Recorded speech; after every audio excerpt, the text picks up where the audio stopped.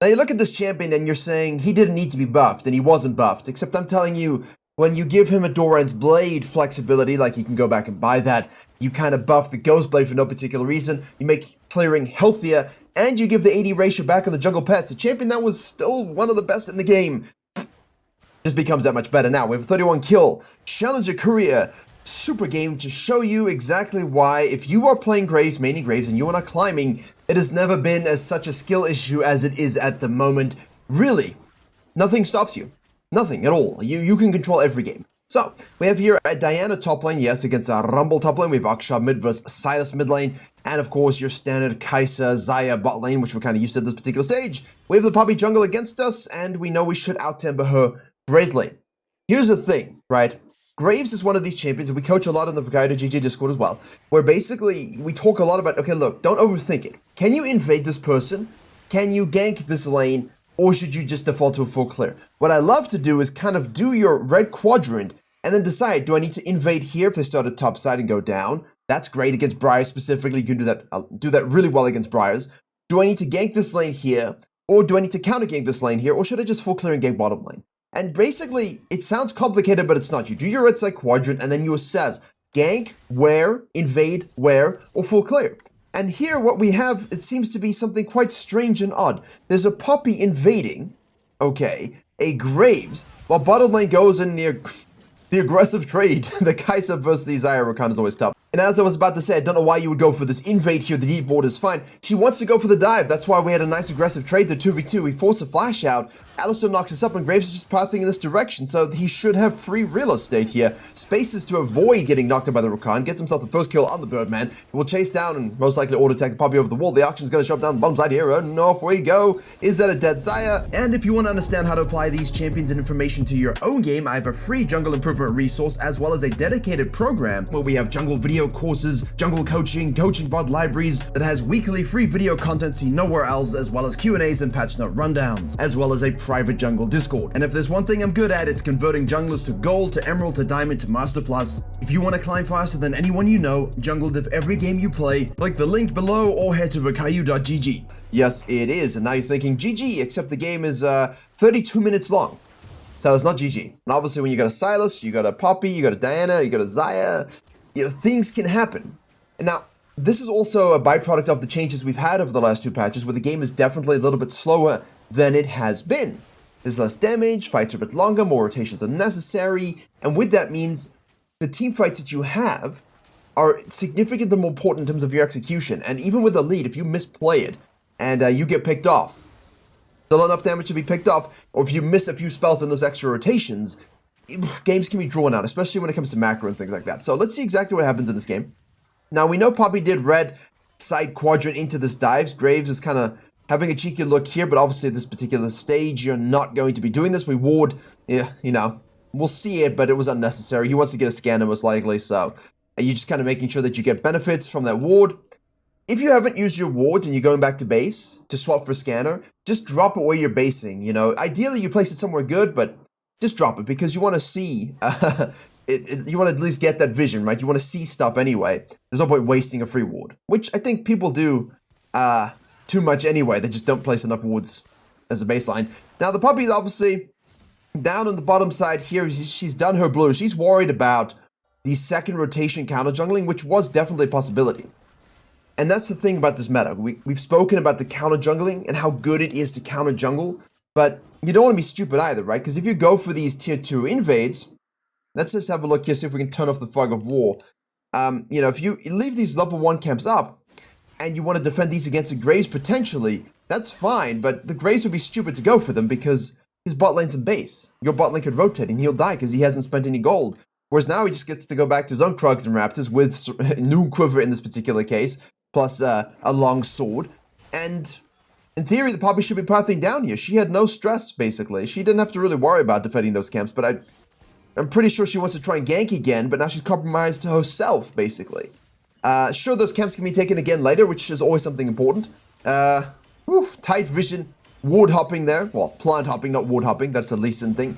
Nice counter gank. She should know at 5 minutes 30, a full clearing jungler who had a bit of a delayed sequence because of the tower dive will be on the blue side. Like, she knows categorically that these are respawned. He probably took that afterwards, and now he's going to be on that side again. So as a high elo jungler, you definitely know these things, or should know these things, right? And for those who don't, you know, when you start red Raptors, Krugs, red Krugs, Raptors, Wolves, Gromp into the blue, you know, this will respawn 420, this will respawn around 440, this will respawn around 5 minutes, 10, and then obviously this depends if you do Gromp first or blue first. And in this particular case, we know he did the Wolves before he went back to the blue and the Gromp, and essentially what we're looking at is, all right, at 510, I know these are taken, I know these are available and up again, well, not taken, but they're up again for him to take. So when I'm going for this gank as a Poppy, I know that he could rotate here pretty easily, because I don't think he's gone for the counter jungling in my jungle, because that would be a little weird, right? Because he should assume I've taken it. So that's the kind of situation that we have. So we cover the mid lane. Silas pushes up freely with his level 6. Alistair's roaming from the bottom lane. Got to track those timers. Will we go in for the combo of the wombo? We can invest some patience here. And yes, I use the term investing patience because that is what it is. Your downtime is valuable. If there are camps to take, objectives to snack, junglers to kill, dragons to eat, take them, you know? So if you're waiting in a bush, waiting for something to happen, because you have that time, that is an investment of that time, and it's important to use it correctly. So Poppy goes to the top side now. If we took the Krugs at 420 on loop, you know, they'll be spawning again pretty shortly, so she knows she can take that after this gank here. So while Graves does this, she goes top lane here. Rumble uses the ult to try and save himself. A lot of damage. And, the slows are so potent. And here we should see the timer. She can take it if she wants, because she knows Graves would have taken the dragon. She knows Graves would have taken the scuttle crab. She knows Graves could go for her red buff plus these camps. And the Akshan kind of cuts her off, which is the interesting thing. And again, the Graves doesn't go for it because he has no bot prior. And so the bot lane are rotating, thinking, yes, he will steal. Wait, where is he? And that's why you don't go for these invades blindly. So we talk about counter jungling, but pay attention to your lanes always. Perma. All right? Because you never know when a Rakan and a Xayah are going to defend your invade for their jungler, and you die, right? So take your camps, go back to base, finish off Rated Dirk. The Nuke River does help you with your Astro farming. We have the Diana on the top side here now, 101, Rumble 020. So we kind of want to look to do this quadrant into a mid lane gank, into a top lane gank. We want to make sure we get this objective, the Rift Herald that's going to be spawning. The Poppy is obviously on the bottom side here as Zayn Rakan try to do the damage. Graves says, you know what, I'm not going to do the Raptors because I see you, so I'll quickly snack this up. Keep your eyes on mid lane. Always, always, always. I think blue team categorically knows that he's on it, but she is trailing him and following him around, and I think that's a big lesson here. Stop trying to follow the Graves around too much. You're down 2 levels now. When you trail and follow and try to make these things happen as Rumble dies again, you just lose out entirely. You just don't win as the Poppy. Focus on your ganks, focus on your angles, focus on strategic counter jungling, take what you can. And if the guy's going to take your red, the guy's going to take your stuff, go for it. We do have ult available here, so we want to try and make sure we get one more auto. Make sure her W goes through here, and then we want to pop the ult like that. Right in her face, splash water ball. Poppy, resigned to taking her cams. So if you know the guy's here, and taking this, and you know your bottom lane can protect against the red buff invade, which a lot of junglers do when they have bot prio, but Graves doesn't have bot prio, you could snack this away pretty easily, right? While he goes back to his Grom. And I think the Poppy here is not thinking properly enough about what she can do when Graves is somewhere else. And I think when you're facing your Graves, you got to think like that, because otherwise it's always doomed. So Kai'Sa uses her movement speed to try and catch up a little bit here. We can anticipate there should be deep vision somewhere in our jungle with this kind of prio, but we don't exactly know where. We have a control we can use as we want. The pings are coming out here to show Poppy that she's over there, which is great tracking, obviously, and vision helps a lot. Vision tends to really help you tracking. Now we watch this. They should have seen the Graves, but now he doesn't need to counter jungle. I think this is the important thing as well. We get too caught up sometimes in counter jungling where it is very good. Yeah, I agree with you. But if you don't have the prio when you don't do it and you just control your own sequencing, you can get a nice CS lead, especially if they're following you around trying to prevent the counter jungling, then you're not even thinking about doing it. And you get the objectives. So this is a nice total 301 Dragon Herald, level 8 to 10 minutes. Gold is 4.7 to 10 minutes. Huge. So if you're looking to play Graves, this is the kind of game you want. This is the kind of game you want. So, we know Poppy is in the vicinity, which means we most likely know she's going back to her red side camps, but again, the blue side bottom lane, yes, they're going back to base, but they disappear, so he's not even going to bother, right? If he has prio here and he can beat this jungler 1v1, sure, but in this case, no. So we go back to our Raptors and back to our Krugs. when Graves confirm, take objectives, eat everybody up PvP-wise, because his items allow it, his kit allows it, it's really a rough time for everybody else. It's really rough. It sucks, it's boring to face, and that's why the Poppy's trying to overcorrect. Diana here, no flash, no TP, Rumble ult nice and slow, Smoke's free in there. We'll chuck our Q out, but she dashes to the back line to avoid the drawback, and Rumble does die again, but we'll just make sure we get the side auto. Hey, you know it's unlucky you died. I'm sorry, man. 0 for 1, although I do know this play, just like that Korea. Most likely, okay, I had to stop because I couldn't remember where I saw the play the first time, but I've seen them in a lot of the replays I've covered over the years of watching content. So, regardless, he's inting this game, but he's a good player, so we'll hit this turret with our juicy little Rift Herald. The Rumble now, we want to make sure we get this extra plate. I think is pretty good because another 125 cash money gold. Thank you so much. We want to go back to base. We're tracking that respawn time of the Dragon. Poppy in the meantime, honestly, clueless, terrible, useless. I don't know. I think in these particular cases, if you want to dive bot lane, it's great to kind of go for that red side quadrant cliff, like a full flash commit. We know Graves is coming down, right? Like, you know Graves is resetting and coming on down, so she's trying to pull the trigger on this as soon as possible to get this kill before the Graves shows up. But they're taking too long to get the kill, which you can see obviously from the new meta. Graves just says, no, I'm going to ult you and you can die. Rakan's going over the wall here. The Rumble's forced to roam because of the fact that we shoved the top lane in. These plays are just risky. She's trying to get tempo ahead of a Graves. A Graves master of tempo and understanding of pathing and reacting. It's dumb. I think, as I said, blue leash, grump wolves, go dive. Because if it doesn't work out, problem is that timing doesn't work out at all. Rough. It's rough. I understand why you want to do that. But then you have nothing to fall back to on the red side. And you have to go top side. And now you're worried about the Graves beating you down to the bottom side again. So if you're going to do the red side dive for timing control, you've got to pull a trigger on it quickly. I think they took too long to act on it. And they needed to do something sooner. Or make your bottom lane hardcore leash you on the red. Tell them to let it push in until you get a free gank. And then you can reset and go blue side because you know Graves is coming down to the bottom side. There are ways to do it if you're the Poppy, but just this time she just played perfectly into the Graves hand. She's down 3 levels. And remember, it's Graves. So we're all having this problem right now. I don't know why he just keeps escaping nerfs when things get buffed that directly make him super astro strong. Again, it's not his fault, like he wasn't directly buffed and I felt he was in a balanced state most of the year. But he's been strong for a few patches now. And the buffed Ghostblade with Collected Tech really made it so. Look, we're just sitting on the Noom over here to build the Ghostblade. Which this kind of stuff people always get triggered by and I don't know why. Hail video a couple years ago. What did she rush? Tiamat. What did she do later? Sell it, right? We don't have to sell it here. There are items we can build with it, but you could just sell it later if you wanted to, right? That's absolutely fine. Warwick, we build a Tiamat to help us aid in farming. And sure, we can finish the Titanic and use it, but we can also just sit on it until the end of the game and upgrade it last. There are ways you can go about this kind of stuff. Look at the damage and the tankiness that he has here. Flash auto. Whew. A Graves at 701 with Ghostblade. Oh, my head is turning because there's just not much you can do. And that sucks, man. And the thing is he going to invade you cheese?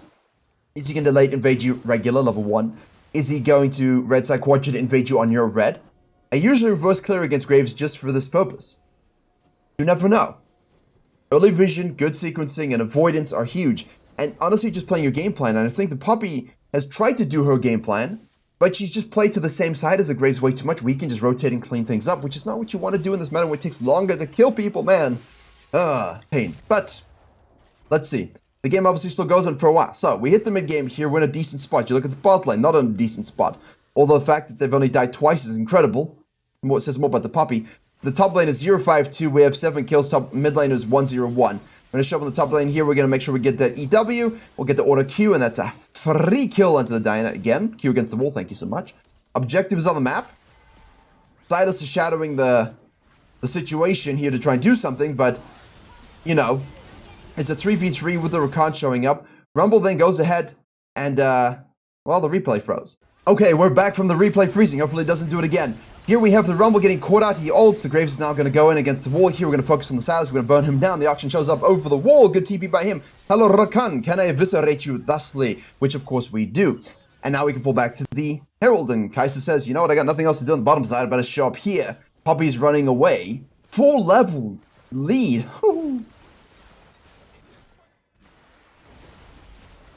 Ay, Dios mío. Honestly. These things I hate because there's just not much you can do about them, and it just reminds me of these Nidalee metas, Graves metas from a couple years ago. I feel like he's that strong. I feel like he's honestly as strong as he has been in recent years.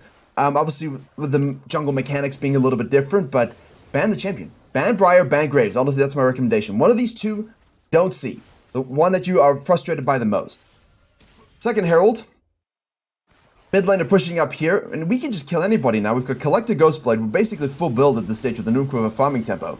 Which again, we didn't really finish the point, but we'll do this PvP first here. Hello, there we go. Q back. Auto, dead. Akshan goes in. Kaiser is starting to chuck W's. Xayah is still strong though, be careful. We activate this Herald here because his Dragon are going to be up. We want to ensure that we get this turret for shove. Rumble's on the bottom side so we can get this Dragon up next. We got a huge lead.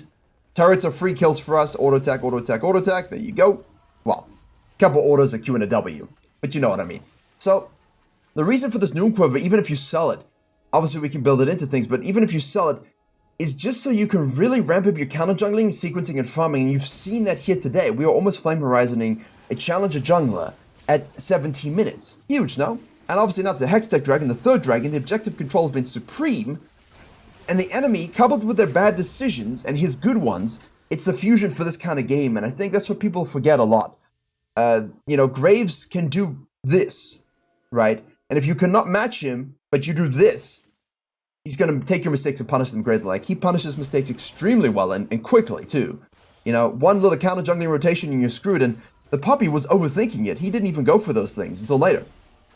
So, she missed her opportunity a little bit, which is also a big thing. So, and then we build into the Stormrazor, obviously, in this particular case. That's the direction he chose.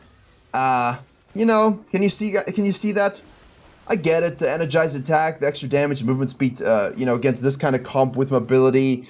It's useful, but I will say for most of you, while this is more of an auto attack focused build, even though it also isn't, I do prefer the lethality, burst proc, use your spells, right? Get used to the animation cancels, the combos, the burst combos, use the Ghostblade Collector, Lord Doms, and things like this. Get yourself a Bloodthirster and things like that later on. Focus more on using the spells and hitting the spells rather than just becoming auto attack based. Because again, that is different, right? So, Stormrazor does incentivize that gameplay a little more so.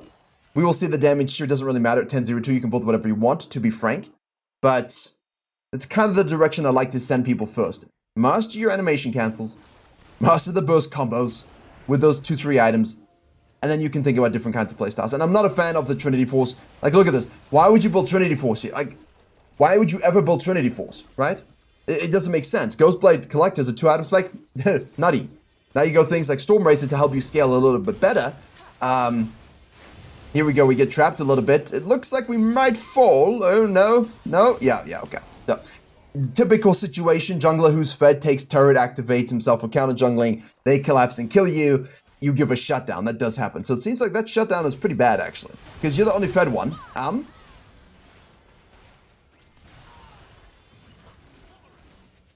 Thought something was going to happen. Rumble shows bottom lane. We're sieging this one here. Kaiser's the low range AD carry, so you gotta be a little bit careful with this kind of stuff. Rumble flanked with his ultimate.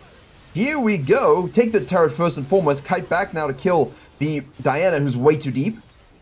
Now we chase the next target, so that was pretty good. Graves is going to respawn here. But the problem is, because of your throw, and I think a lot of people lose games like this, because of your throw, right? You're here now. Your team over here. You died and gave shutdown. Now, what's going to happen is the blue team here is going to maybe make a pick while you're not in the picture. Yep. Your team isn't gold spent. Your team is losing. You're the winner here. You're doing your grumpy. Like, guys, what are you doing? Can't you just go back to base? And it looks like... no. So Graves is basically in the situation where, oh, maybe we get something. Yeah, we do get something. We get something at the very least. Flash charmed by the Rakan into the Diana ultimate. Look at the damage he gives, man. It's just insane. So much damage. As we go into the Black Cleaver, obviously Black Cleaver, you can, obviously you can go Black Cleaver third also. As you wish. As you wish.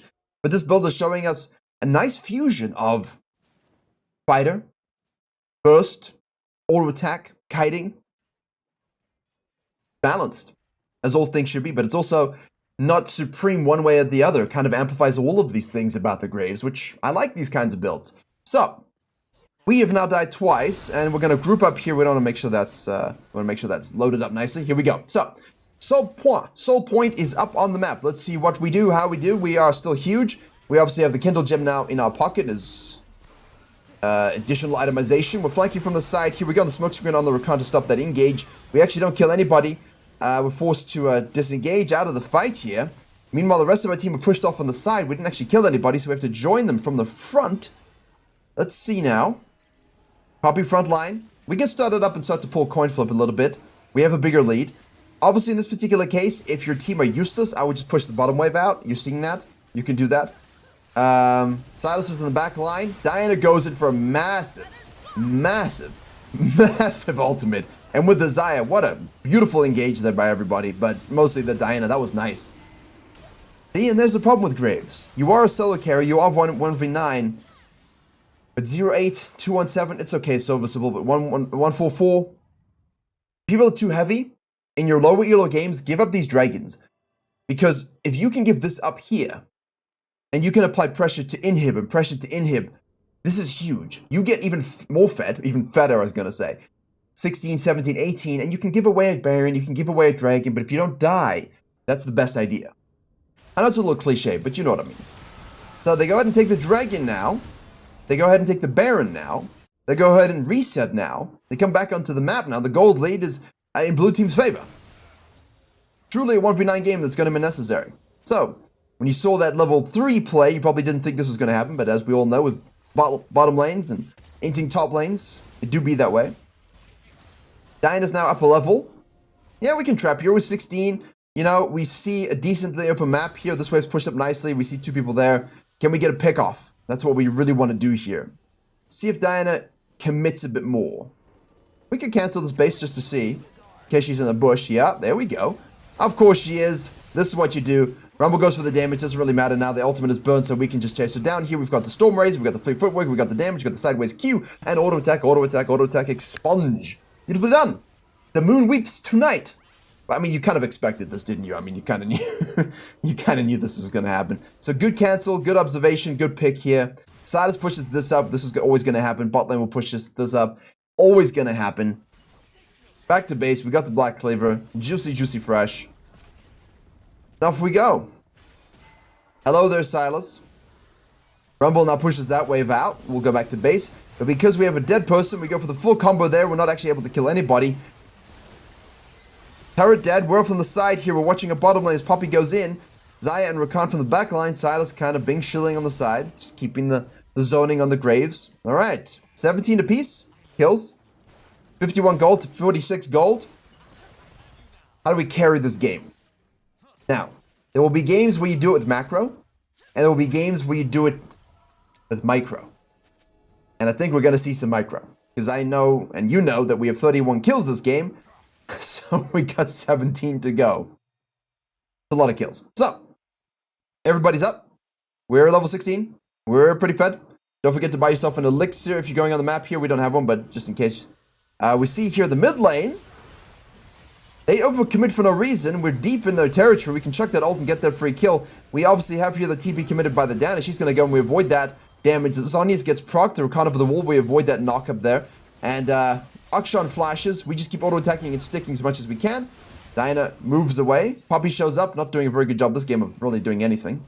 Silas is open in the mid lane trying to catch the wave. Poppy here as well. They still have the Baron. Look at the damage though. Akshan, is that enough to kill? That poor Diana. That auto was huge damage. Takes the Alistar ultimate. We force a flash obviously. Poppy chucks her passive for the shield.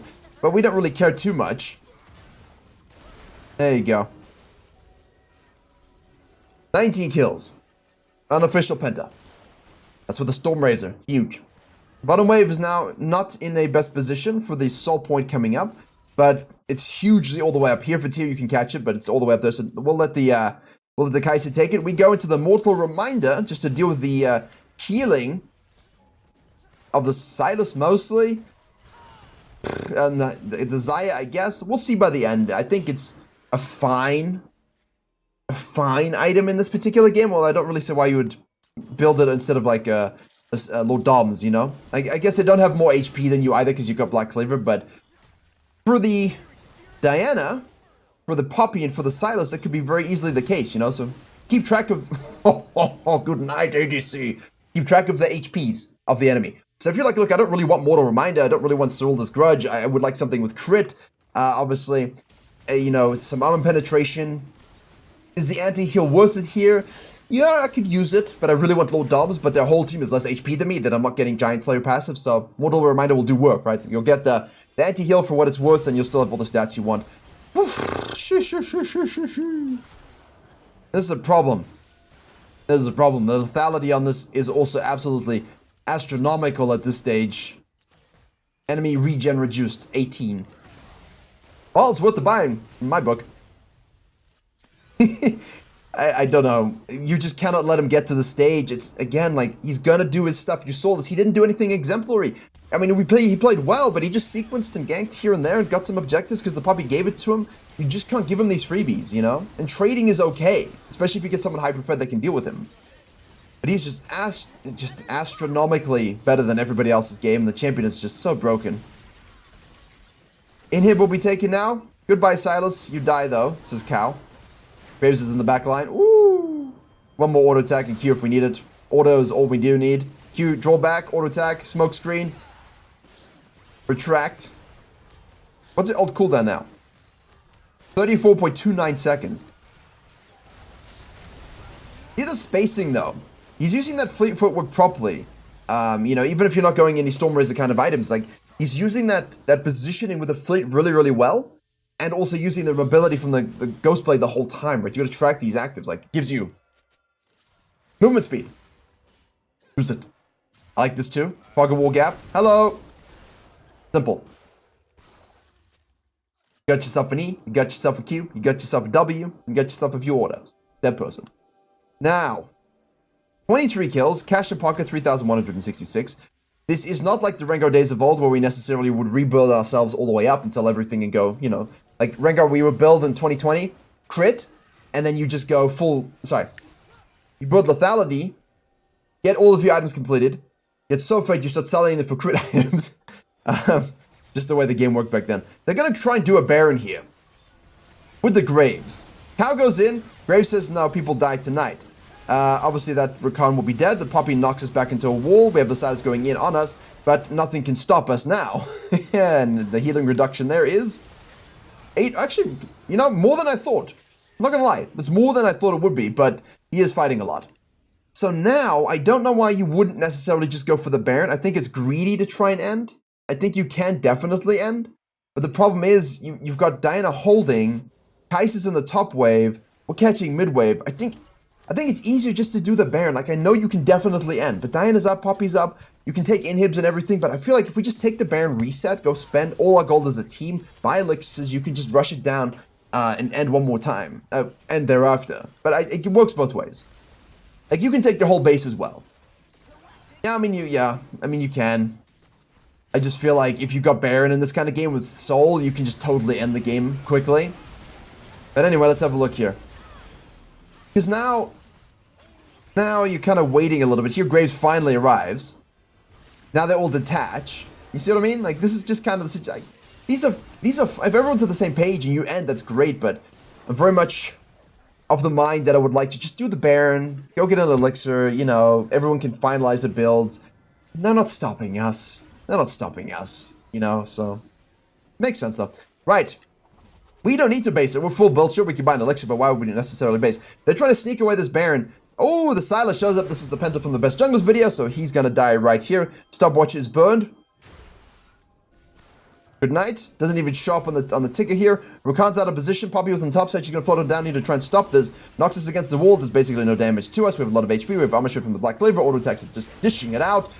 Dishing it out, dishing it out, dishing it out. That's a pentakill. Oh, we didn't get it. Unlucky. Go watch the Best Junglers video, tier list of junglers. It's an introduction pentakill. And from that we end. 31 kills. Oh, 30 kills. Did we get another one? Nope, just 30 kills. I apologize. I baited you. In the title it will be accurate. 30 kills. Stats. 5,000 health carved from the Black Cleaver. Stormer is 1800 damage dealt to champions. 818 damage reduced on the Mortal Reminder, so we actually didn't get any more because Silas was just destroyed. Champion is broken.